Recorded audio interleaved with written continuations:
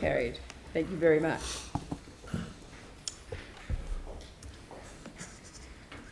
Thank you all. The next item on the agenda is, of course, the Council's draft annual report for the year.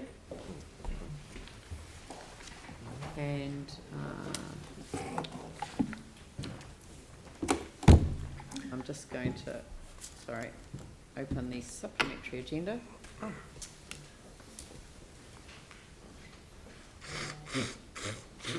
Okay. Now, this has come through with recommendations from the Audit and Risk Management Committee, so could I invite Councillor Rafmanji to introduce the item? Yes, well, this is a draft annual report which has come here for approval. The Audit and Risk Committee reviewed the process as required under its terms of reference to make sure that the appropriate checks have been done and the appropriate sign-offs have been made by staff, and that we have a confirmed letter from Audit New Zealand, which we do, and everything seems to be in order. It's a completely clean annual report with a clean audit opinion. So, yeah, I'm happy to hand over to Len if he wants to make any comments on it. Yeah, good morning, everybody. The annual report, although I present it from the finance perspective, is a piece of work from the entire organisation. And at the Audit and Risk Committee meeting the other day, I reiterated the fact that the business units really do provide a lot of the information in this annual report. The group of activities section contains a lot of the information of what they do, how they do it, how they measure up against performance measures, and what they're going to be doing in the future and how much it costs, of course. So this is an entire piece of work. It starts off at about now for next year. So this is just a piece of work that we do.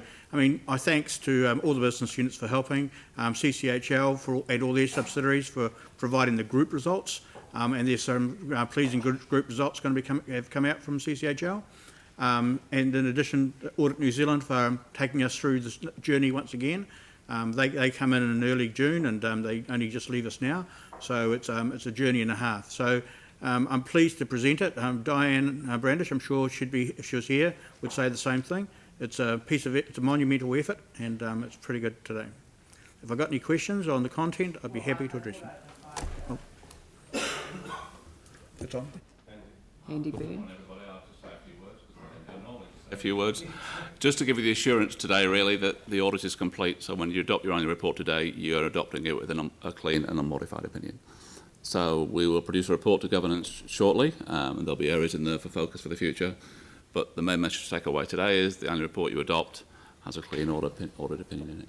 And that's all I'll say, Your Worship. Thanks. Music to my ears. Okay. Thank you very much. As it is the organisation, I'm sure. Do we have any questions?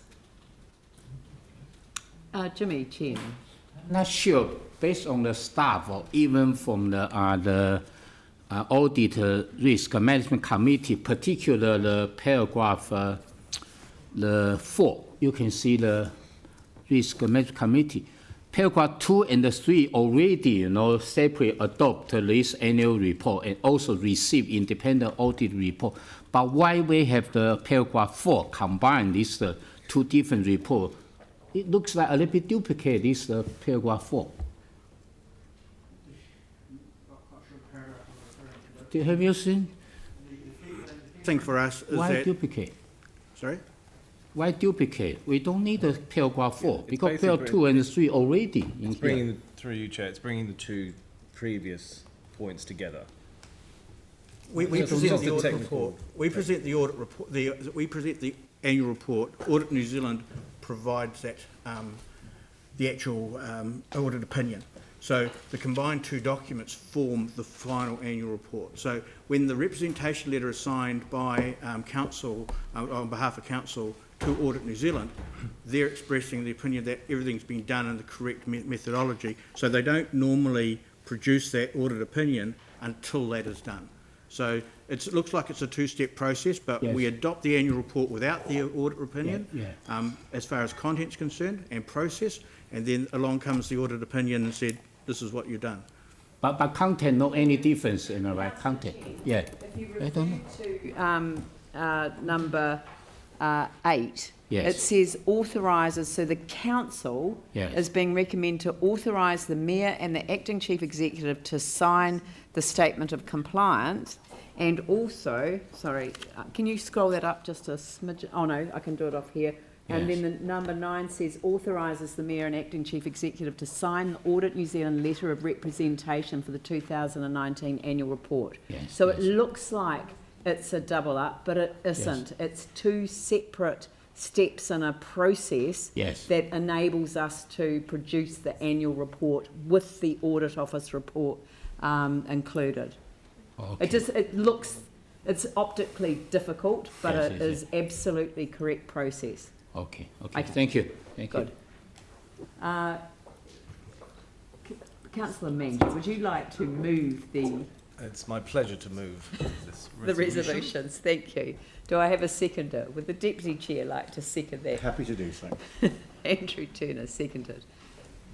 Is there any discussion? I expect there is, because Councillor Johansson, since which time, and I hope that actually the mover and seconder, I should have mentioned this before, a new item 10 agrees that future annual reports include an addendum on the progress of the formal annual plan resolutions and other actions.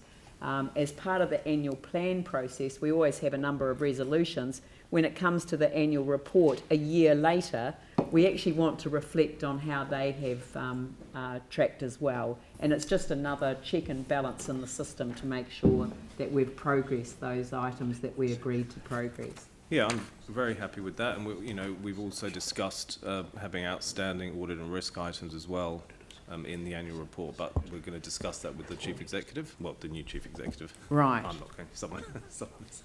Yeah, so I'm quite happy with that. Yeah, good. Okay, so is there any discussion on the annual report? Glenn? Thank you. Would you like one aspect of it brought out then, such as housing? And I'm very happy yeah, sure. I'm very happy for the annual report to Yeah. be the basis for councillors to reflect on Yes. the last year. That is what it's Sure. for. I think there are a few highlights. It won't take too long, but just in the housing section, moving across that spectrum of housing in which we have a significant part, we undertook a street count over the Housing First homeless chronic homeless project. We identified 200 people who needed housing, and nearly a quarter have been. So we're making good inroads, and that's down to people like Phil chairing the Champions Group and all the agencies working together. With our social housing, which is a significant part of this annual report, we began voluntary insulation before we were required to. All our units have been assessed, and those that are technically, but in my view, not morally exempt, the procurement process is underway to have those insulated. I can confirm that by May next year. So that's good news following that council resolution. Another, well, a kind of untold story is our new social housing builds exceed the Building Act requirement. So that default setting is actually Homestar 4. Our social housing units are Homestar 6. And they also have LifeMark accreditation by way of accessibility. We've done some other good things in there with the DC rebates for social housing that helped the social housing units on the marae at Aranui. That's worth $22,000 a unit. That's a significant amount of money. And the Hornby project with affordable housing and social has gone well as well. That came from a discounted land sale. It also has Abbeyfield, which is an outstanding model. Build Back Smarter, we obtained funding for that. That's now Healthy Homes Canterbury with ECAN. And it will come out soon, or Vicky will come back to haunt us, but the shared equity scheme as well. It comes out tomorrow. So we've done a lot of good things in housing, and I think those stories need to be heard as well. There are residents now living a lot more comfortably with well-insulated units, and it's been a struggle, but we've got these old and colds from the 70s, and we have to get them sorted, and I'm confident that we will. So I just wanted to highlight that. We're doing a lot of good stuff there. Pauline? Yes, I'd just like to highlight a couple of things too. One of them being Sumner Road completion, which was in actual fact an incredibly challenging and very, very dangerous project with health and safety records supreme and on time and on budget, and also the New Brighton Pier, which I think was in this year, which was another really incredibly challenging project. But also looking at I think the achievements of the Land Drainage Recovery Program. It's not super sexy, but really it's an incredible program. I really have to give big ups to Keith Davison for heading that. Delivering projects on time and on budget as well. We had the Bells Creek opening, which was, flood mitigation and water improvement with a new filter down there to filter the water going through into the Heathcote. The Land Drainage Recovery Program uses the 6 values for water improvement, which is ecology, landscape, recreation, heritage, culture and drainage. And we can see evidence of that when we see the waterways opening up. We're just reversing the old way of piping our waterways and opening them up into beautiful open waterways now, which are landscaped, protecting the ecology while we're doing that work, putting in those little eel homes and things to protect them. So I think that's really amazing. And also the urban forests that are being planted in, flood basins. So we've got Linwood, we've got the Cranford Basin, and we've got a lovely little area there along QE2 Drive by Philpotts Road. I encourage everyone to walk through there. It's just beautiful. We've also got the massive work on the flood storage basins on the upper Heathcote there. So we've got the Curlett's Basin, Sutherland's and Eastman's Basin, and those multi-million-dollar projects which will reduce the flooding in the Heathcote by 50%. The flood intervention policy has been really successful with obviously the Flockton first, but now the Heathcote's been attended to with homes that we can't protect the water coming up into their homes, so offering them a buyout because that's the right thing to do. So I'm quite proud of the work that the team has done there as well. So I think really we do have to recognise that program. Also the Drinking Water Improvement Program, a big ups to Helen Beaumont. We've got a $38 million a year being spent on that at the moment to bring our infrastructure up to standard so that we can apply for an exemption if there was a mandatory instruction to chlorinate our water. I'm very proud of the work that's been done there and escalated through our LTP. So thank you. Andrew and Anne Galloway. Thank you. It's good to hear colleagues referring to certain aspects of this report that really show the progress that's been made in the last year, and in fact the progress that's been made in this term of council. I'll keep my comments at a reasonably high level. There were a couple of questions, one of which I asked and the other of which was answered for me without the need to ask the question at the Audit and Risk Management Committee. One of which was on page 17 of the summary, why we are highlighting work that is not council's work, but is work either that council's doing in partnership with Otakaro or work that Otakaro is doing. And that's really painting a picture of progress in the city, and there's quite a lot of this annual report that actually does that. We've been very proud as a council to see Turanga, our new central library, not only opened looking way better than even the very impressive plans showed that it would, but then the very positive commentary on Turanga that's happened since then as well. And it's great to see on that page 17 that I referred to other projects that represent significant progress, like the convention centre and the Metro Sports facility referred to there as well. So there's certainly a picture been painted in this report of significant progress in the last year and in this term of council being pointed out through the central city. I mean, this and the city in general, this really points out where we've been, and also points out some of the challenges as to where we're going and matters that the new council will need to pick up. That critical mass of 20,000 residents in the central city, the need for a continued focus on central city vibrancy and economic success, and calling that out not only for the central city, but also for suburban centres where a continued focus is required as well. So I think this is a good report. I think it tells a good story at a high level of where we've been, and I think it calls out some of the challenges that the new council will need to pretty much immediately confront quite well in its narrative as well. Thanks to everybody that's been involved in its preparation. Anne Galloway? I think it's good to stop and to celebrate success. I mean, often we get tied down in what is not happening and what we're perhaps not doing. This is an extensive record of what we have done and what we have achieved, and I think we need to take a moment to celebrate that and to feel proud, actually, as an organisation. I certainly do feel proud to be working alongside people who are so passionate and committed to making the city, well, best little city in the world. So there are a couple of things that I wanted to point out. I think the numbers that are visiting and enjoying our galleries and our parks, reserves, all our facilities, those that are enjoying the events that we put on, we are building a strong, connected community. I would like to particularly call out the satisfaction, the 100% satisfaction rating for education programs that our council runs. That's hugely worth celebrating. And I'd like to acknowledge the staff that work on that team and the fantastic work they do. There is work to be done. I see that 32% of respondents don't understand how council makes decisions. I mean, that's a challenge for us, particularly as we see as we're coming towards an election. That's really not good enough. We need to do more in that field, I believe. But let's just take a moment and celebrate what we've achieved. Sarah Templeton? Thank you. The city is much like the human body. So for the most part, you don't really notice the amazing things that it does. It just gets on with its day-to-day, gets on with the things it needs to do, gets you around the place.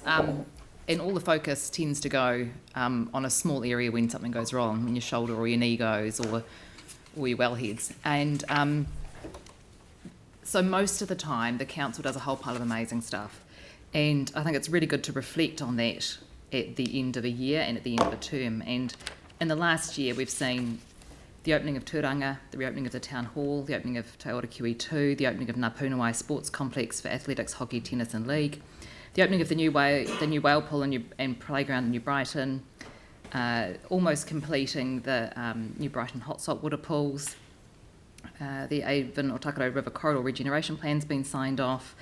We've got the repair and the reopening of the old stone house, new delegations to community boards and the partnership governance agreement, stormwater detention basins for Heathcote River, dredging and bank stabilisation, the Bells Creek pump station in Linwood, or Parapara native forest and flood detention in Linwood, opening of the new Woolston Library, restoration and reopening of Rising Home Community Centre, Te Ana Marina, open in Littleton, signs of the Kiwi in Takahe, Rose Chapel, Nurses Memorial Chapel, St Albans Pavilion, St Albans Community Centre scope approved and procurement underway, the resolution of the Taylor's Mistake Batches licensing issue after 30 years, opening of Sumner Road, Riccarton Community Centre almost finished, Bishopdale Library and Community Centre repaired and reopened, the site and concept design for the Linwood Pool signed off and procurement underway, site for the Southwest Leisure Centre chosen, and the global settlement signed off.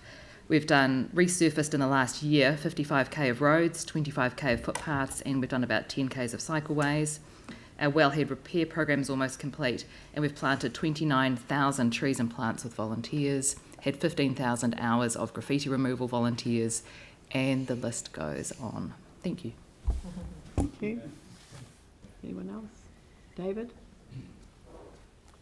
Thanks. I'd just like to emphasise some of the points that have been made by previous speakers, and particularly acknowledge from my ward the satisfaction of seeing Te Ora QE2 open and running, the two new high schools up and running, and significant development on the hot water pools. From my point of view, they've been particularly satisfying. However, in that part of town, and I'm sure in others, there is still quite a concern about our roading in the city and the prioritisation of roading repairs. In the new term, I would really like to see a definite reprioritisation of some of the repairs we do. And for example, yes, I've had to front a few candidates meetings lately, and for me, you know, you get hammered about the level of roading repairs, and I walk out of council yesterday or the day before, and Hereford Street's been completely resealed. I wandered over and Cashel Street's been completely resealed.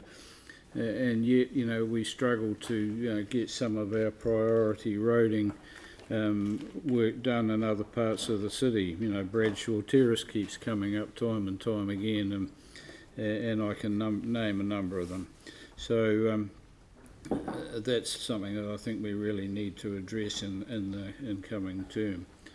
For me, the other significant project, and I'd like to acknowledge a lot of the work that has been achieved in terms of some of the coastal work around the estuary in this term. But I think going forward, and I've said this to members of my community, I think that one of the significant projects going forward is actually the coastal hazards chapter, and how we address climate change and how we produce adaptive management solutions to things going forward. And I think that's going to be one of the most challenging things going forward, and I do honestly hope that we look at these sort of things in a practical and adaptive manner, because it's going to be a huge part of our life going forward. Thank you. Thank you. Is anyone else? Yanni? Excuse me.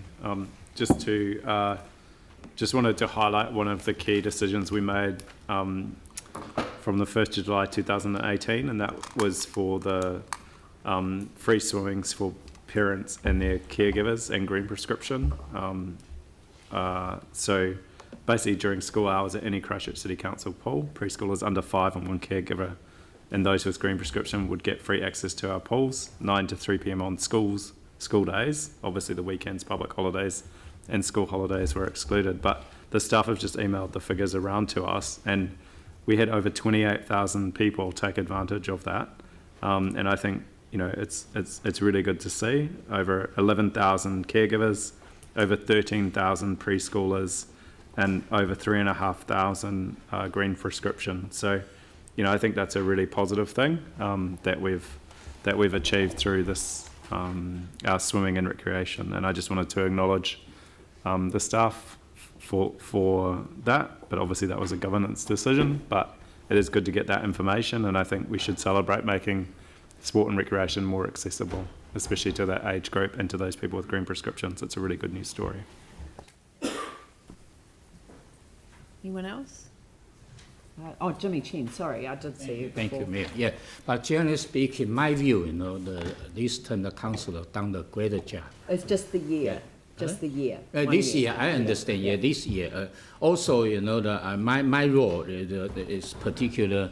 Is the kind of the Council for Hornby, local one. I'm very, very happy. The council, particular in response to the wider the Hornby community, we secured those the budget on our long-term plan and annual plan. Particular focus on the new the Hornby library service center, and also Southwest this leisure center. That's fantastic. And also aware, actually back to December last year, Council already adopted the Kai'o Park where we build this new facility. That's one local one. But regarding to the other citywide, you know, I'm the chair of the council's the multicultural subcommittee. Actually, that's very good celebration. You reviewed in August last year. Actually, we have 1 year anniversary celebration for our launch, the multicultural strategy, and also back to even the couple of days ago, you know, we also to adopt implementation plan of this the multicultural strategy. And also back to August last year, we received the Community Excellence Award because we are the first Metro City Council we launched this the multicultural strategy. So I'm very proud, but I strongly believe our city also very proud because this city, this community is multi-ethnic, multicultural community. Give everyone equally, have a feeling of this city, the community, of the feeling of a sense of safety and also sense of belonging. And also this is council commitment, give every person equally access council's services, resources, as well as participating in the council's decision-making process. So I'm very proud to be a member of this council team. Thank you. Thank you. Before I let Ref close off the debate on the annual plan, I'll just, there are a few things that I wanted to mention. First of all, obviously the tragic events of the 15th of March. I mean, I guess that I'm the same as everyone else around the city, that it's actually hard to believe that something like that happened in our city. But I'm just constantly uplifted when I think of the response, the response of both central government, our local community, and how they all came together. The We Are One, the symbolism of We Are One became very much the reality, and it's something that I think enables me. And I keep touching this. It was a gift to me from one of the people who was shot, and it is my name in Arabic, and it is this feeling of support that enabled us to get through, but to acknowledge again the leadership of the Muslim communities who spoke of peace, love, and forgiveness, the capacity for forgiveness that was a powerful message that resonated across the world. But I wanted to take this opportunity in the annual plan, and I have done so, to record in our message at the beginning of it, the incredible response of the staff of the Christchurch City Council. The people who worked on the burials, the people who organised the call to prayer in a high-risk security environment 1 week after the shootings, and then the remembrance service 1 week after that. An extraordinary effort. And then just last week, I think, or a week before, the tributes of Aroha, and the incredible work done by our Botanic Garden staff, and treating with such empathy the tributes that were laid by so many in response to what occurred, and the international response to that display of unity, compassion, love and kindness. And there is more work to be done as a city to make sure that We Are One becomes very much the symbol of who we are in the future. The loss of secure status on Coronation came to its head with, to its wellhead head, with the $35 million wellhead upgrade program, which Councillor Cotter's already mentioned, and the progress that we are able to report is that with the UV plant being signed off on Monday in time for the water safety plan and the wellhead upgrade system, that everything that staff undertook to have completed by the end of September will be completed. And if it weren't for a change in the approach with the Ministry of Health, we would be in a position to take the chlorine out of our water on Monday.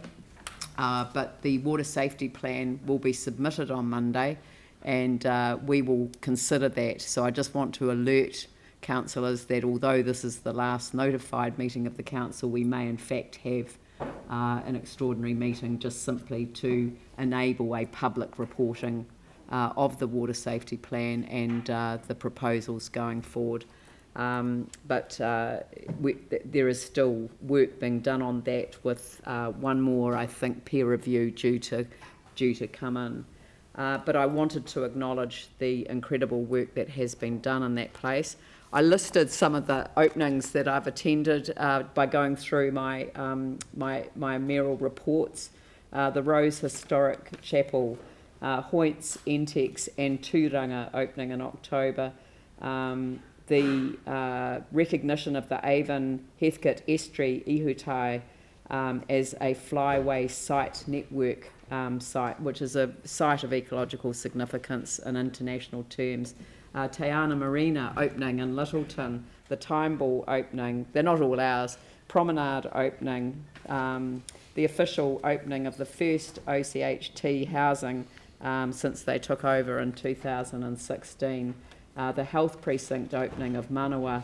I was going to mention the Christchurch Outpatients building, but I thought better of it. The opening of the Christchurch Town Hall, the Ngāpunawai Sports Hub official opening, the opening of Sumner Road, the first UC graduation ceremony in the Town Hall since the earthquakes, and they were engineers. I just thought that was so utterly appropriate.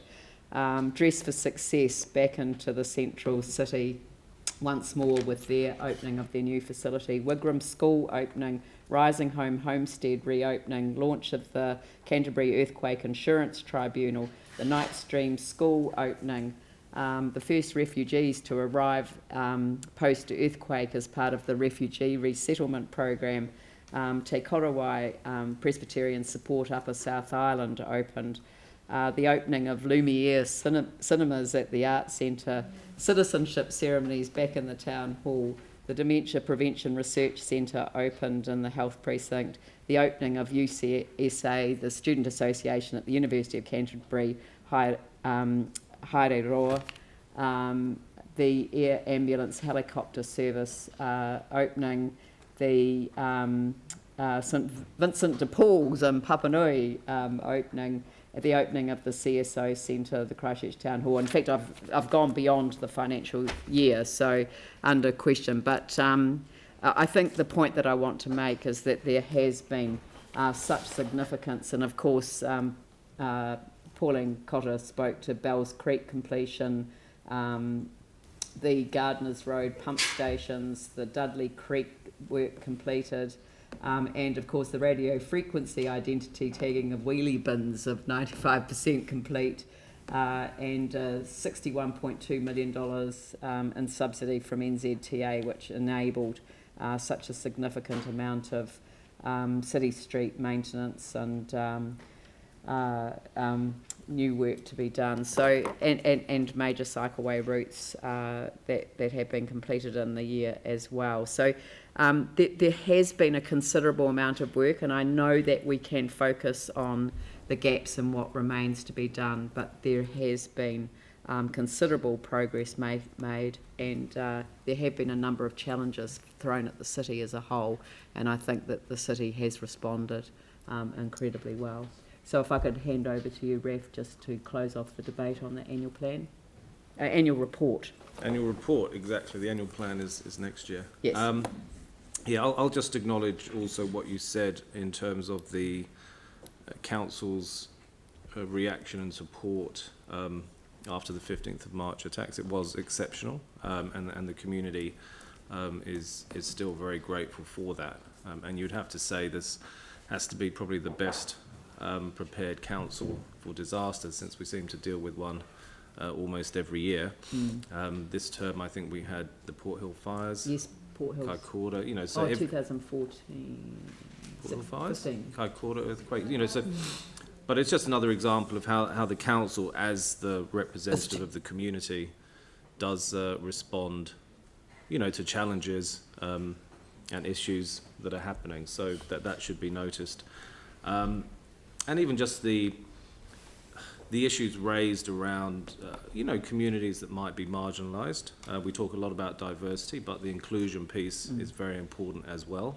And I think that is something that we will need to be addressed in the future. But look, getting back to more mundane matters, the financial result this year was very good for the council, which we notified last month. And the group report, because the annual report is a group report, as Len noted, which includes all of the council family. And, you know, we spent $1.6 billion last year. Now, that's a lot of firepower in terms of spending that's going into our local economy. We've seen a new procurement plan come, so that can be targeted, and there's lots of opportunities there. Total group assets are up to $15 billion, which is pretty exceptional, and net assets of nearly $11 billion. So the council is in an extremely good financial shape and has choices. And as somebody mentioned before, the challenge I think for the next council is really getting the prioritisation process and approach more streamlined so that the citizens can participate in that and have more input into the direction of spend. The internal audit process is going really well and is the back end of the internal engine of council. And I'd like to thank Audit New Zealand for their work in helping us become a better council in terms of financial reporting and performance, because this is the platform from which the front end is delivered. It's not the fancy stuff, but it's very important.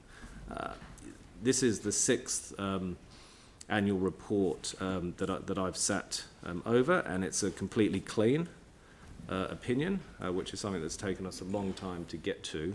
So congratulations to all the staff working on that. It has been a very challenging time, and actually financial reporting is one of those things which doesn't really come up in terms of disasters and lessons learned, but actually you can't spend money that you don't have, and it's very difficult to direct spending when you don't know what your financial position is. So it's a very important part of running a good organisation and providing the services to the community. So congratulations to everyone, and I'm happy to move this report be accepted. Right, it's been moved and seconded. I shall put the motion. All those in favour say aye. Aye. Those opposed say no. That's